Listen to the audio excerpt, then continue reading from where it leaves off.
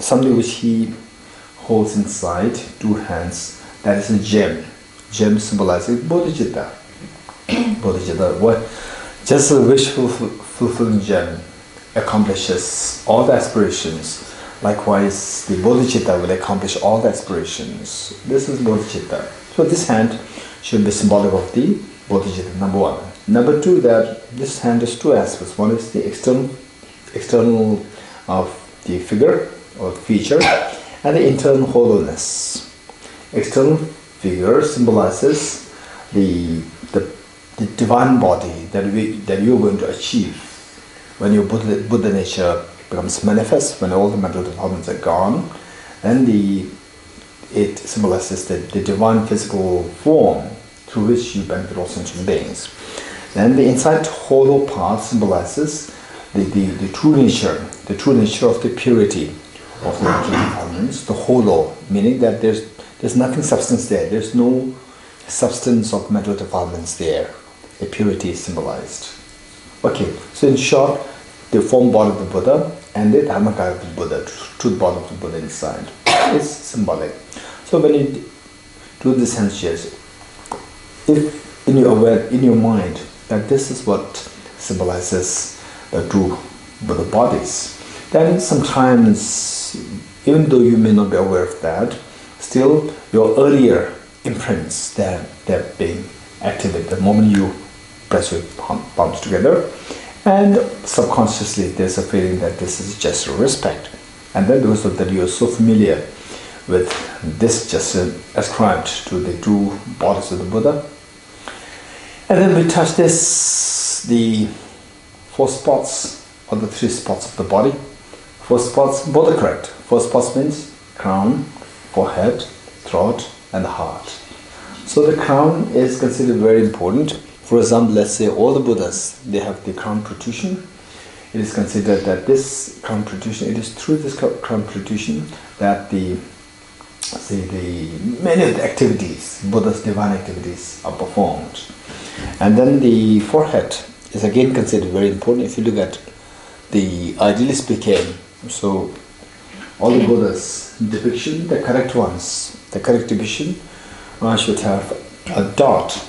A dot is actually a very divine hair, which in the Asian culture you see that the girls, they put a dot.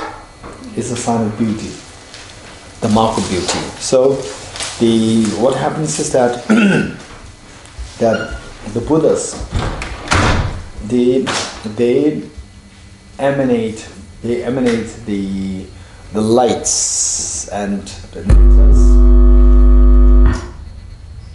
They emanate the lights and nectars through their forehead to bless, and more importantly to empower the bodhisattvas on the 10 bhumis to become enlightened, to become Buddhas. This is one thing. And then the crown and the forehead collectively is the purification of your body, or say your prostration of the body, symbolizing the body, and then the throat symbolizing the speech, and symbolizing the heart meaning the mind. So in other words, we have to purify the body, speech and mind to become a Buddha. What we have is body, speech, mind, that's it. And if these three are purified, this is what is referred to as the awakened one or Buddha. Okay, this is what we're doing. And then making prostrations, and then we say that, okay, you lie down, your body, how much your body touches, then that extent of the purification happens and so forth. Okay, these are mentioned there, but to what extent that is mentioned, the text, this is anyway, the point is that as long as you have a sense of respect, with that respect, and then naturally to do the easier one is any gesture, physical gesture, verbal gesture, meant to express a respect, that is prostration. And then the Chinese tradition, you bow down, press the two palms and the two knees on the ground, and then touch your forehead, and then with the two hands, they'll put it up like this. This is a gesture. And the Tibetans would, put it down and and then some cases full length. And the Indians, they touch they touch your hand with the whatever the object or the Buddha or the elders' feet. That is the respect. There's no hard and fast rule to say this is respect, this is not. Anything which is coming from your pure heart, that's the respect. Okay, so we will do 3 prostrations, and then after this, then we will make the light offerings. And the light offering, I'd like to quickly explain about light offering. Again, it's a symbolic. Light offering is symbolic, and then particularly I would say that people in Finland, you know the importance of light. Right? Finland, the Finnish, you know the importance of light. In the winters, you crave for light. Do you crave for light? Yes, of course. The light is so important. Without light, people can easily go to depression. Without light for a long time, people can easily go to depression. So light is so important. So that's how the outside cosmos is related to the internal cosmos. The macro world and the macro world, these two are very closely connected. So how the external world affects our inner psyche. When the sun is bright, you feel uplifted. When the sun is gloomy, wet weather, damp, gloomy, foggy, your mind simply feels so gloomy and starts to feel low. So these are so closely connected. Often light. What we learned yesterday, they find the root of all the problems, stress, tension, depression is self-grasping ignorance. Self-grasping ignorance and the ignorance of self-centered attitude, these two. So the light, to dispel the darkness, it is only through introducing light. To dispel the ignorance, it is only through introducing the light of the wisdom. So light that we are offering, we should visualize that is the light of the wisdom to dispel the darkness of ignorance within yourself and the darkness of your 2 parents and your children and your family members and the tiny insects, the animals, the human beings, the spirits, the hungry ghosts, hell beings, God and goddesses, and everyone. So this is what we are to visualize. And then you can actually offer the light to all the Buddhas and Bodhisattvas. You can just think of that, okay, I'm offering it. Or I'm offering it along with my 2 children, along with my 2 parents, or along with my children, along with my family members, along with all sentient beings. To what extent you accumulate merit is not determined by how much you offer. To what extent you accumulate merit is determined not by how much you offer, 1 light, 10 lights. No, it is determined by how vast you can incorporate in your thinking, how much you can visualize every sentient being making the offer of the light, and then dispelling the darkness of ignorance. So if you're able to do that, then although you're offering just one light, and that suffices accumulating infinite number of merits. What is merit? This to be discussed in the class. Okay, so when we make prostration, imagine that you are encouraging everybody to make prostrations to all Buddhas and Bodhisattvas. And when you make the light offering, also imagine that you are encouraging everybody to offer the lights to all Buddhas and Bodhisattvas. Then the merit accumulation is going to be immense. With merit accumulation, you have immense energy to proceed through this journey of cleansing the mind to achieve your maximum happiness and the fearlessness. Okay, so let us not forget to visualize your 2 parents and your family members and everyone with you. Okay, 3 questions together.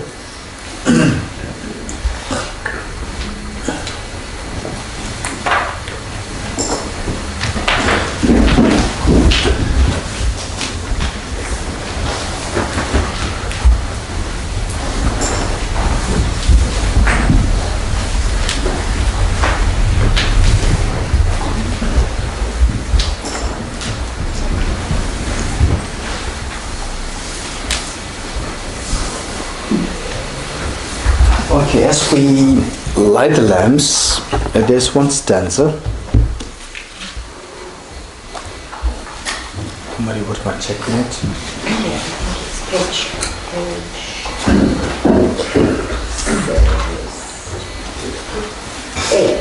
Page 8. Yes, okay. Page 8, there's a stanza which reads, with folded hands, I beseech the Buddhas of all directions to shine the light of Dharma for all bewildered miseries gloom. Page 8. Do you see that? With folded hands, I beseech the Buddhas of all directions to shine the light of Dharma for all bewildered miseries gloom. Okay, while we recite this, we just come quickly to make the light offerings. Let's come one by one.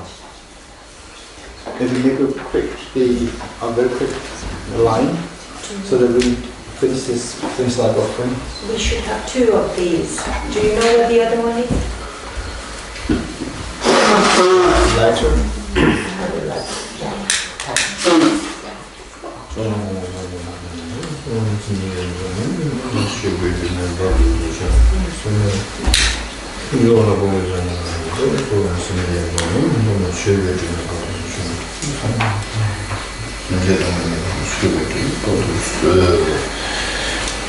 With folded hands, I beseech the Buddhas of all directions to shine the light of Dharma for all the miseries gloom.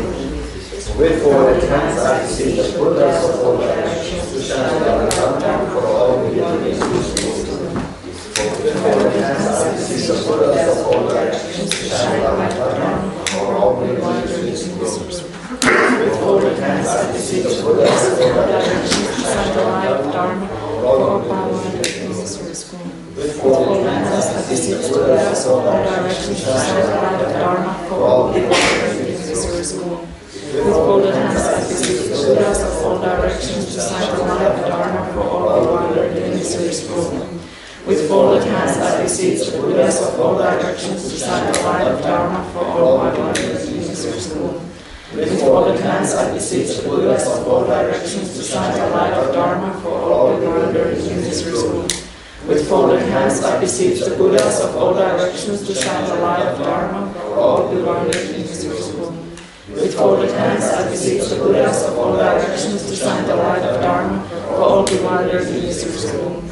With folded hands, I beseech the Buddhas of all directions to shine the light of Dharma for all bewildered miseries gloom. With folded hands, I beseech the Buddhas of all directions to shine the light of Dharma for all bewildered miseries gloom. With folded hands, I beseech the Buddhas of all directions to shine the light of Dharma for all bewildered miseries gloom. With folded hands, I beseech the Buddhas of all directions to shine the light of Dharma for all bewildered miseries gloom. With folded hands, I beseech the Buddhas of all directions to shine the light of Dharma for all bewildered miseries gloom. With folded hands, I beseech the Buddhas of all directions to shine the light of Dharma for all bewildered miseries gloom. With folded hands, I beseech the Buddhas of all directions to shine the light of Dharma for all bewildered miseries gloom. With folded hands, I beseech the Buddhas of all directions to shine the light of Dharma for all bewildered miseries gloom.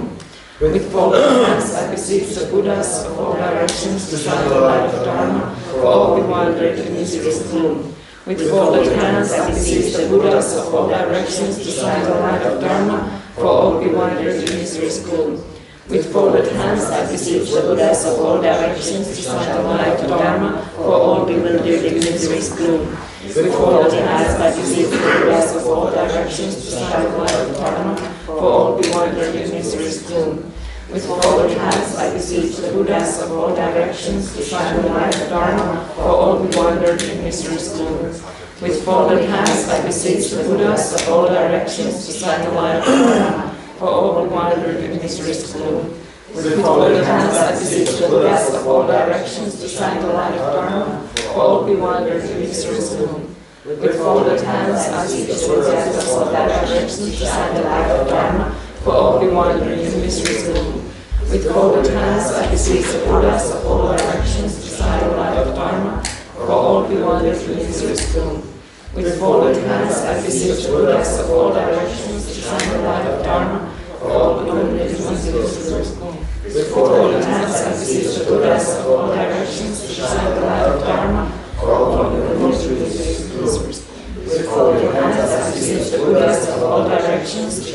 light of Dharma, for all of the wandered in misery. With folded hands, I beseech the Buddhas of all directions to shine the light of Dharma, for all be wandered in misery's gloom.